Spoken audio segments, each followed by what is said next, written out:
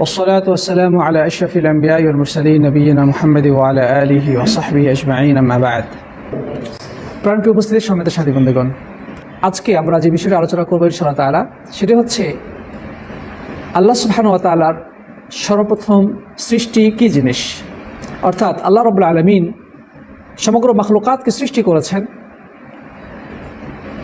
কিন্তু এই মহাবিশ্বের অসংখ্য অগণিত সৃষ্টি জগতের মধ্যে সর্বপ্রথম সৃষ্টি কোনটি, আমরা আজকের আলোচনায় সেই বিষয়টি ফুটিয়ে তোলার চেষ্টা করব। রব্বুল আলামিন যদি তৌফিক দান করেন ইনশাআল্লাহ তাআলা, ওয়া মা তাওফীকি ইল্লা বিল্লাহ। প্রিয় বন্ধুগণ, এ মর্মে ইমাম মুহাম্মদ বিন আব্দুল ওয়াহ্হাব রাহিমাহুল্লাহ একটি হাদিস উল্লেখ করেছেন। ইমাম বুখারী রাহিমাহুল্লাহ এই হাদিসটি উল্লেখ করেছেন সহিহ বুখারীতে, কিতাব আল্লাহ তাআলার সৃষ্টির সূচনা, মানে আল্লাহ তাআলা কিভাবে সৃষ্টির সূচনা করেছেন সেই সংক্রান্ত অধ্যায়ে। হাদিসটি বর্ণনা করেছেন প্রখ্যাত সাহাবী ইমরান ইবনে হুসাইন রাদিয়াল্লাহু তাআলা আনহু। তিনি বলছেন, দাখালতু আলা নবী সাল্লাল্লাহু আলাইহি ওয়াসাল্লাম ওয়া আকালতু নাকাতি বিল বাব। সাহাবী ইমরান ইবনে হুসাইন বলছেন যে আমি আল্লাহ নবী সাল্লাল্লাহু আলাইহি ওয়াসাল্লামের মসজিদে গমন করলাম এবং আমার উটটিকে মসজিদের দরজায় বেঁধে দিলাম। তার মানে এটা মদিনার ঘটনা। আল্লাহ নবী সাল্লাল্লাহু আলাইহি ওয়াসাল্লাম তখন মদিনায় ছিলেন। মসজিদে নববীতে আল্লাহ নবী সাল্লাল্লাহু আলাইহি ওয়াসাল্লামের সাথে দেখা করার জন্য এসেছেন কে? সাহাবী ইমরান ইবনে হুসাইন রাদিয়াল্লাহু তাআলা আনহু। উনি এসে কি করেছেন? তার উটটা বেঁধেছেন, মসজিদ নববীর দরজায় গিয়ে আল্লাহ নবী সাল্লাল্লাহু আলাইহি ওয়াসাল্লামের সাথে সাক্ষাৎ করেছেন। এখানে যে শব্দটি এসেছে আকালতু, আকালতু মানে আমি উটকে বেঁধেছি। এখানে শব্দটি আমি এই জন্য উল্লেখ করলাম, আমরা যারা আরব দেশে আছি, আরবরা মাথায় একটা বেড়ি জাতীয় জিনিস পরে, এটাকে আরবিতে কি বলা হয়? একাল বলা হয়। কি বলা হয়? একাল।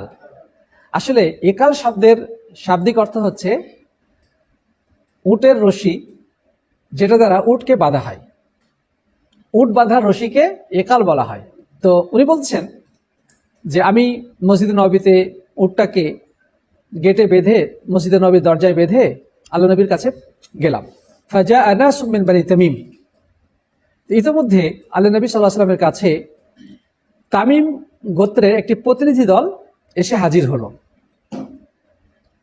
ফাকালা ইকবালুল বুশরা ইয়া বানি তামিম। নবী করিম সাল্লাল্লাহু আলাইহি ওয়াসাল্লামের নিয়ম ছিল, তার কাছে যখন কোনো প্রতিনিধি দল আসতো অথবা কোনো আগন্তুক ব্যক্তি তার কাছে দেখা করার জন্য আসতো, তিনি তাদেরকে স্বাগত জানাতেন, যেন তাদের অন্তর প্রফুল্ল হয়, তারা মানসিক প্রশান্তি অনুভব করে। তাহলে এখান থেকে বোঝা যাচ্ছে যে মানুষকে স্বাগত জানানো, সম্বর্ধনা জানানো এটা ভালো জিনিস। এর দ্বারা একজন নতুন মানুষ যখন আসে, তো মনের মধ্যে তার এক ধরনের ভয় কাজ করে, এক ধরনের টেনশন কাজ করে। তো যখন তাকে স্বাগত জানানো হয়, তখন তার ভিতর থেকে সেই ভীতিটা কেটে যায়, তো মনটা খুশি হয়ে যায়। ঠিক না? ঠিক। তো যাই হোক, বনু তামিম যখন মসজিদে প্রবেশ করলো, তখন নবী করিম সাল্লাল্লাহু আলাইহি ওয়াসাল্লাম তাদেরকে বললেন, ইকবালুল বুশরা ইয়া বনি তামিম। হে বনি তামিম, হে তামিম গোত্রের লোকজন, আপনারা সুসংবাদ গ্রহণ করুন। ক্বালু ক্বাদ বাশশারতানা ফাআতিনা। তো তারা এই সুসংবাদের অর্থ না বুঝতে পেরে তারা বলল, আমরা আসলাম, আপনি আমাদেরকে স্বাগত জানালেন, তাহলে আমাদেরকে দেন, এখন কিছু ধন সম্পদ দেন, টাকা পয়সা দেন। আল্লাহ নবী সাল্লাল্লাহু আলাইহি ওয়াসাল্লামের উদ্দেশ্য ছিল তাদেরকে সুসংবাদ দিলেন যে তোমরা সুসংবাদ গ্রহণ করো, অর্থাৎ তোমাদেরকে এমন কিছু শেখাবো, এমন কিছু জ্ঞান দান করব, এমন কিছু বিষয় তোমাদেরকে শোনাবো, কোনো আমল শিক্ষা দেব অথবা কোনো ফিকহ শিক্ষা দেব, যেটা তোমাদের জান্নাতে যাওয়ার কারণ হবে এবং এটা তোমাদের জন্য বিশাল সৌভাগ্যের ব্যাপার, এটা তোমাদের জন্য বড় সুসংবাদ। কিন্তু তারা এই বিষয়টা বুঝতে না পেরে বললেন যে আল্লাহ নবী, আপনি আমাদেরকে যখন সুসংবাদ দিয়েছেন তাহলে কিছু দিবেন, তাহলে আমাদেরকে দেন। এই প্রতিনিধি দলের মধ্যে একজন প্রখ্যাত সাহাবী ছিলেন, তার নাম আকরা বিন হাবিস রাদিয়াল্লাহু তাআলা আনহু। আকরা বিন হাবিসের অনেক ঘটনা আছে, সেদিকে আমরা যাব না। তো এই উত্তর শোনার পরে আল্লাহ নবীর চেহারাটা চেঞ্জ হয়ে গেল। আল্লাহ নবী সাল্লাল্লাহু আলাইহি সাল্লামের নীতি ছিল, তিনি যখন কোনো কিছু অপছন্দ করতেন তো চেহারা থেকেই বোঝা যেত যে তিনি এটা অপছন্দ করেছেন। এরকম না যে চেহারা খুব হাসি খুশি দেখাচ্ছে কিন্তু ভিতরে অন্য কিছু, এটা কিন্তু ঠিক না। আপনার ভালো লাগলেও সেটা প্রকাশ করা উচিত, খারাপ লাগলেও প্রকাশ করা উচিত, যেন মানুষ আপনার কথাবার্তা শুনে খুব ভালো মনে করলো কিন্তু ভিতরে ভিতরে আপনি রেগে আছেন, এটা যেন না হয়। তো যাই হোক, আল্লাহ নবীর চেহারা চেঞ্জ হয়ে গেল। আলেমগণ বলেছেন দুইটা কারণে। এক নম্বর হচ্ছে তারা আল্লাহ নবীর সুসংবাদটা বুঝতে না পেরে তারা দুনিয়া পাওয়ার লোভ প্রকাশ করলো, মানে তাদের চিন্তা ভাবনায় দুনিয়া অর্জনের বিষয়টি প্রকাশিত হলো। এতে রাসূল করিম সাল্লাল্লাহু আলাইহি ওয়াসাল্লাম নাখোশ হয়ে গেলেন। কোন কোন আলেম বলেছেন যে আল্লাহ নবীর চেহারা চেঞ্জ হয়ে গেল এই কারণে, তারা দুনিয়া চেয়েছে, টাকা পয়সা ধন দৌলত চেয়েছে, কিন্তু দেওয়ার মতো তেমন কিছু ছিল না, এই জন্যে মনটা খারাপ হয়ে গেল। এটাও একটা কারণ হতে পারে। তো ইত্যবসরে আরেকটি প্রতিনিধি দল আগমন করলো, যারা সুদূর ইয়ামান থেকে এসেছে। দেখেন, আল্লাহ নবী সাল্লাল্লাহু আলাইহি ওয়াসাল্লাম মক্কা থেকে বিতাড়িত হয়েছেন, নিজস্ব ঘর বাড়ি, পরিচিত জনপদ যেখানে তিনি জন্মগ্রহণ করেছেন, যার জীবনের শৈশব এবং কৈশোর মক্কার অলিতে গলিতে কেটেছে, তিনি সবার কাছে প্রিয় মানুষ হিসেবে পরিগণিত হতেন। তাকে সবাই আস-সাদিক আল আমিন, সত্যবাদী বিশ্বস্ত হিসেবে সম্বোধন করত। তিনি যখন নবুয়তের দাওয়াত দেওয়া শুরু করলেন, তিনি মক্কা থেকে বিতাড়িত হলেন, সেই চিরচেনা লোকগুলোই, তার আত্মীয় স্বজনরাই নবী করিম সাল্লাল্লাহু আলাইহি ওয়াসাল্লামের শত্রু হয়ে দাঁড়ালো, পদে পদে তার বিরোধিতা শুরু করলো, তাকে মেরে ফেলার জন্য নানা হীন চক্রান্ত শুরু করলো। পরবর্তীতে রব্বুল আলামিন তাকে আদেশ করলেন, এখানে তোমার থাকার প্রয়োজন নেই। যেই এলাকার মানুষ তোমাকে চেনে না, তোমাকে মূল্যায়ন করলো না, তোমার দাওয়াতের মর্মার্থ উপলব্ধি করতে পারলো না, বরং তোমার বিরুদ্ধে শত্রুতা শুরু করেছে, তুমি এখানে থেকো না, তুমি মদিনায় চলে যাও। আল্লাহর হুকুমে প্রিয় নবী সাল্লাল্লাহু আলাইহি ওয়াসাল্লাম মক্কা থেকে মদিনায় চলে গেলেন। সেখানকার আনসারী সাহাবীগণ তাকে উষ্ণ অভ্যর্থনা জানালেন এবং তাকে গ্রহণ করে নিলেন। সুবহানাল্লাহ। এবং সেখান থেকেই প্রকৃতপক্ষে দ্বীনের দাওয়াত বিশ্বব্যাপী ছড়িয়ে পড়েছিল। সেখান থেকেই সাহাবায়ে কেরাম দিক দিগন্তে ঘোড়া ছুটিয়ে আল্লাহর দ্বীনের পতাকাকে উড্ডীন করেছেন, আল্লাহর দ্বীনের বার্তাকে বিশ্বব্যাপী ছড়িয়ে দিয়েছেন। মূলত মদিনা হচ্ছে বিশ্বব্যাপী দাওয়াতের প্রাণকেন্দ্র। যাই হোক, আল্লাহ নবী সাল্লাল্লাহু আলাইহি সাল্লাম পরবর্তীতে সেই বিতাড়িত হিজরতকারী সাহাবীগণ, যাদেরকে বলা হয় মুহাজিরিন, তাদেরকে সঙ্গে নিয়ে আবার মক্কার পথে রওনা হলেন। তারা মক্কায় পৌঁছলেন এবং আলহামদুলিল্লাহ রব্বুল আলামিন মক্কা তার হাতে তুলে দিলেন পুরো ধরনের রক্তপাত ছাড়াই। মক্কা বিজয়ের পরে চতুর্দিকে ইসলামের বিজয় বার্তা ছড়িয়ে যেতে শুরু করলো দ্রুত বেগে, ঝড়ো হাওয়ার মতো এই দাওয়াত চতুর্দিকে ছড়াতে শুরু করলো। এতদিন পর্যন্ত যারা সংশয় সন্দেহে ছিল, তাদের আর বুঝতে বাকি থাকলো না যে এই দাওয়াতকে বন্ধ করার আর কোনো পথ অবশিষ্ট নেই। এই দাওয়াত চূড়ান্ত সফলতার দিকে এগিয়ে গেল মক্কা বিজয়ের মাধ্যমে। যেই মক্কা থেকে তিনি বিতাড়িত হয়েছিলেন, সেই মক্কাতে তিনি বিজয়ী বীর হিসেবে আবারও প্রবেশ করে সেই মক্কার নিয়ন্ত্রণ গ্রহণ করলেন। মক্কা বিজয়ের পরে বিভিন্ন এলাকা থেকে বিভিন্ন দল উপদল মদিনায় আসা শুরু করলেন এবং রাসূল করিম সাল্লাল্লাহু আলাইহি সাল্লামের কাছে ইসলাম গ্রহণের ঘোষণা দিতে থাকলেন। বিভিন্ন কবিলা থেকে প্রতিনিধি দল রাসূল করিম সাল্লাল্লাহু আলাইহি সাল্লামের সাক্ষাৎ লাভ করে নিজেদের ইসলামের ঘোষণা দিলেন এবং রাসূল করিম সাল্লাল্লাহু আলাইহি সাল্লামের আনুগত্যের ঘোষণা করলেন। তো মদিনায় থাকা অবস্থায় বিভিন্ন জায়গা থেকে, বিভিন্ন দূর দূরান্ত থেকে, বিভিন্ন গোত্র এবং বিভিন্ন এলাকার প্রতিনিধি দল রাসূল করিম সাল্লাল্লাহু আলাইহি সাল্লামের সাথে দেখা করতে আসছেন। তো তেমনি একটি প্রতিনিধি দল এসেছে সুদূর ইয়ামান থেকে। এবার প্রিয় নবী সাল্লাল্লাহু আলাইহি সাল্লাম তাদেরকেও সুসংবাদ দিলেন এবং তাদেরকে স্বাগত জানিয়ে বললেন, আকবিলুল বুশরা ইয়া আহলাল ইয়ামান ইদ লাম ইয়াকবালহা বনু তামিম, যে হে ইয়ামানের প্রতিনিধি দল, আপনারা সুসংবাদ গ্রহণ করুন। আপনাদের আগে বনি তামিমকে যে সুসংবাদ দেওয়া হয়েছিল তারা সেটা গ্রহণ করে নাই। ক্বালু কাবিলনা ইয়া রাসূলুল্লাহ, ইয়ামানের প্রতিনিধি দল বললেন, হে আল্লাহর নবী, আপনার সুসংবাদ আমরা গ্রহণ করলাম। এবার আপনি আমাদেরকে বলুন, আপনি আমাদেরকে কি বলতে চান। আল্লাহ নবী সাল্লাল্লাহু আলাইহি সাল্লাম তাদেরকে সেভাবেই সুসংবাদ দিলেন, সুসংবাদ গ্রহণ করার জন্য বললেন যেভাবে বনি তামিমকে বলেছিলেন। কিন্তু আহলে ইয়ামানগণ বললেন যে হে রাসূল, আপনার সুসংবাদ আমরা গ্রহণ করলাম, আপনি আমাদেরকে বলুন আপনি কি বলতে চান।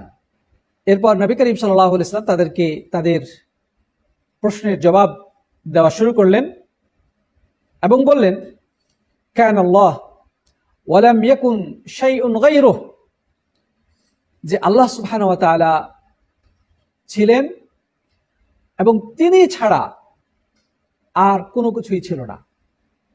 তিনি একক, অদ্বিতীয়, তার কোনো সঙ্গী নেই, তার কোনো পিতা নাই, তার কোনো সন্তান নেই। তিনি একক অদ্বিতীয় সত্তা, তিনি ছিলেন একমাত্র সত্তা যার সাথে অন্য কেউ ছিল না। ওয়া কানা আরশুহু আলাল মা, এবং তার আরশ ছিল পানির উপরে। ওয়া কাতাবা ফি যিকরি কুল্লি শাই, এবং তিনি লৌহে মাহফুজের মধ্যে সব কিছু লিপিবদ্ধ করে রেখেছেন। মানে সৃষ্টি জগতের যা কিছু ঘটবে সবই তিনি পুঙ্খানুপুঙ্খ রূপে সবিস্তারে লিপিবদ্ধ করে রেখেছেন লৌহে মাহফুজে। লৌহে মাহফুজ শব্দের অর্থ হচ্ছে সংরক্ষিত ফলক। তিনি সেই সংরক্ষিত ফলকে সব কিছু লিপিবদ্ধ করে রেখেছেন। এটা এই জন্য সংরক্ষিত যে এখানে কারো ক্ষমতা নাই পরিবর্তন করার, অথবা সেখানে কোনো ধরনের হস্তক্ষেপ করার অধিকার নেই, সুযোগ নেই। আল্লাহ রাব্বুল আলামিন এটিকে সুসংহতভাবে সংরক্ষণ করেছেন এবং সেই ফলকের মধ্যে কিয়ামত পর্যন্ত, বরং সৃষ্টির শেষ লগ্ন পর্যন্ত যা কিছু ঘটবে সবই সবিস্তারে লিপিবদ্ধ করে রেখেছেন। সুবহানাল্লাহ, তিনি মহান সত্তা, তিনি মহান স্রষ্টা। সবকিছুই তিনি পরিকল্পিতভাবে লিপিবদ্ধ করে রেখেছেন। যা কিছু ঘটছে, যা কিছু ঘটেছে, এই মুহূর্তে ঘটছে বা ভবিষ্যতে ঘটবে, কোনো কিছুই ওই সংরক্ষিত ফলকের লিখনির বাইরে নয়। প্রত্যেকটি জিনিস পরিপূর্ণভাবে, বিস্তারিতভাবে, অতি সূক্ষ্মভাবে সেখানে লিপিবদ্ধ করে দেওয়া হয়েছে। সুবহানাল্লাহ। তারপর তিনি বললেন, ওয়া খালাকাস সামাওয়াতি ওয়াল আরদ, এরপরে আল্লাহ তাআলা আসমান সমূহ এবং জমিন সৃষ্টি করেছেন। তাহলে এই হাদিসের বক্তব্যটা কি? আল্লাহ নবী সাল্লাল্লাহু আলাইহি ওয়াসাল্লাম বললেন যে আল্লাহ ছিলেন, তার সাথে অন্য কেউ ছিল না। তারপর তিনি বললেন যে তার আরশ ছিল পানির উপরে এবং এরপরে তিনি সৃষ্টির সবকিছু লিপিবদ্ধ করেছেন। এরপরে তিনি আসমান সমূহ এবং জমিন সৃষ্টি করেছেন। তো আল্লাহ নবী সাল্লাল্লাহু আলাইহি ওয়াসাল্লাম হাদিস বয়ান করতেছেন, খুবই মূল্যবান হাদিস। ইতিমধ্যে একটা বিপত্তি ঘটে গেল। ফানাদা মুনাদিন যাহাবাত নাকাতুকা ইয়া ইবনুল হুসাইন, একজন ব্যক্তি আওয়াজ দিয়ে বলতেছে, হে ইবনুল হুসাইন, মানে ইমরান ইবনুল হুসাইনকে উদ্দেশ্য করে বলছে, তোমার উট তো পালায় গেল। তুমি দরজার মধ্যে বেঁধে রেখে এসেছিলে, উট কিন্তু পালায় গেছে। তো আমি তাড়াতাড়ি উঠে যেয়ে দেখি যে উট অনেক দূরে চলে গেছে। ফাওয়াল্লাহি লা ওয়াদিতু আন কুনতু তারাকতুহা। ইমরান বলছেন, এটা দেখার পরে আমার কাছে মনে হলো, আল্লাহর কসম আমার এটা মনে হয়েছিল যে আমি যদি উটটাকে ছেড়ে দিতাম, কেন উঠে আসলাম। আল্লাহ নবী সাল্লাল্লাহু আলাইহি ওয়াসাল্লাম এত মূল্যবান হাদিস বলতেছেন, আর আমি উটের জন্য চলে আসলাম। আল্লাহর কসম আমার মনে হয়েছে যে উটটাকে আমি বাদই দিই, ওটা যাক, যেখানে আমার সেখানে চলে যাক। যাই হোক, তিনি চলে আসছেন, যার কারণে আর হাদিস শুনতে পান নাই, এবং যেটুকু শুনেছেন তিনি সেই হাদিসটুকু আমাদের জন্য বর্ণনা করে দিয়েছেন। আজকে 1450 বছর পরে আমরা যেন সেই ঘটনা সচক্ষে দেখতে পাচ্ছি।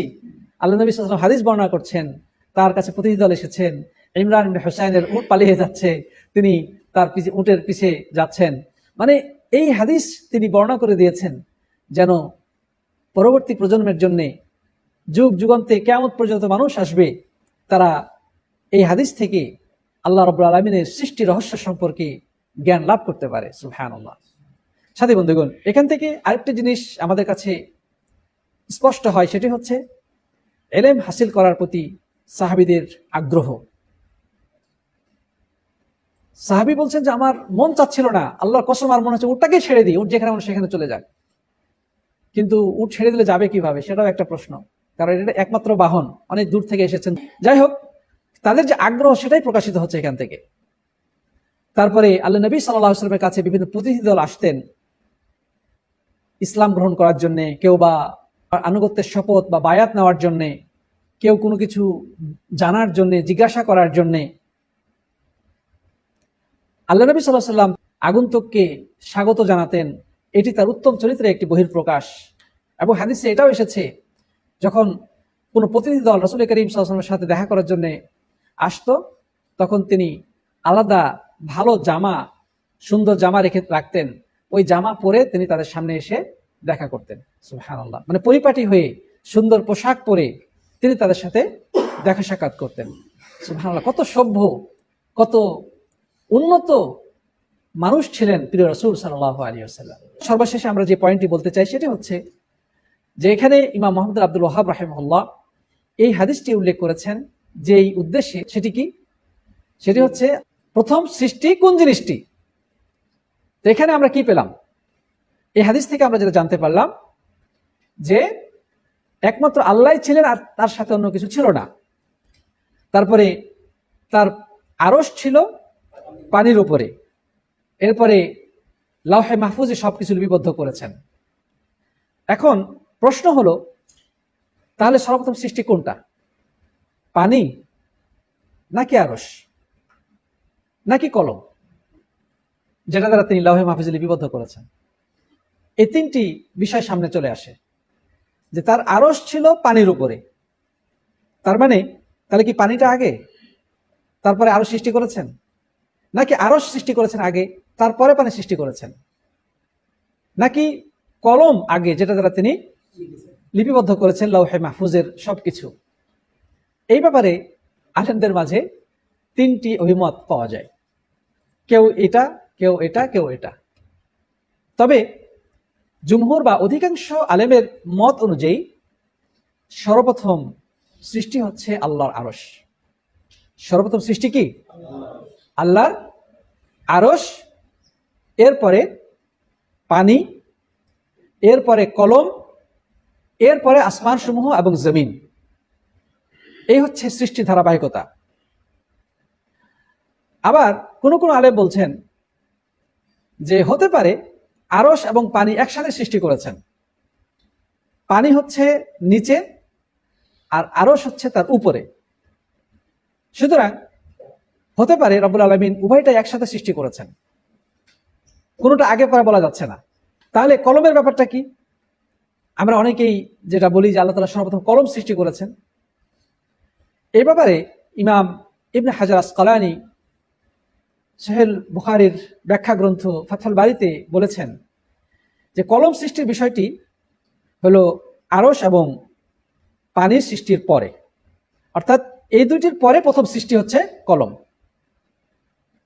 এরপরে আসমান জমিন ইত্যাদি সৃষ্টি করেছেন। যেমন অন্য হাদিসে এসেছে যে আল্লাহ সুবহানাহু ওয়া তাআলা আসমান এবং জমিন সৃষ্টির 50,000 বছর পূর্বে তাকদীর লিপিবদ্ধ করেছেন। তাকদীর বলতে শুধু মানুষের তাকদীর না, এই বিশ্ব চরাচরের তাকদীর, কোথায় কি ঘটবে, কি পরিমাণ ঘটবে, কখন ঘটবে, সবকিছু লিপিবদ্ধ করেছেন আসমান সমূহ এবং জমিন সৃষ্টির 50,000 বছর পূর্বে। তাহলে এখন আমরা বলবো যে কলম সৃষ্টি ব্যাপারটা হলো যে কলম সৃষ্টি আরশ এবং পানি সৃষ্টির পরে সর্বপ্রথম সৃষ্টি, এবং এই সৃষ্টি করার পরে তিনি তাকদীর লিপিবদ্ধ করেছেন।